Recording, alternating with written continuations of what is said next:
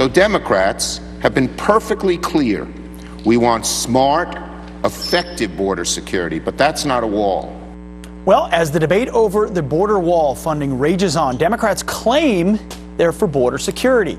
But does their record say the same? Joining us now to break it down, syndicated columnist and Fox News contributor Deroy Murdoch. Deroy, good morning. Morning, Pete. How are you? So Democrats made a lot of claims before. They're making a lot of claims today, but you're actually going to break down what their record says about border security. A little different from their... little different. Yeah. Let's start with abolishing ICE.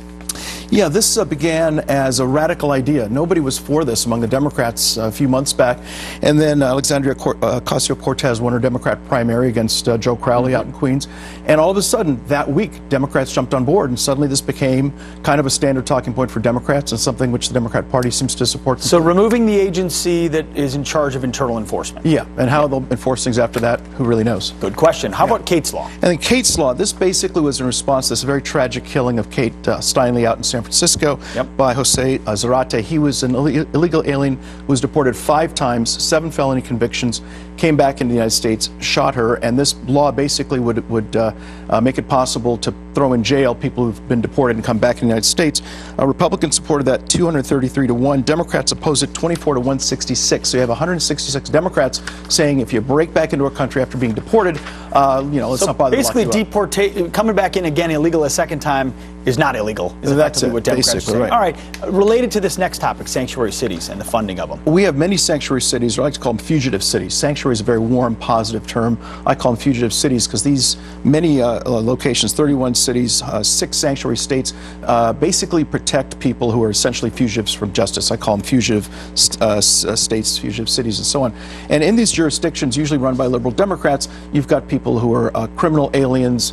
ICE wants to get these people, and they basically say, no, you can't pick them up. You can't even talk to them in some cases. Sorry, can't and then cooperate. people run out and go and commit more crimes, such as this unfortunate and tragic shooting of Officer Singh a few days ago. All right, there's an act related to the removal of gang members that they have not supported as well. Why? Exactly. Very simply, what this law would say is that if you're a gang member, people at U.S. embassies and consulates around the world can say, sorry, we know you're in a gang, you can't come to the United States.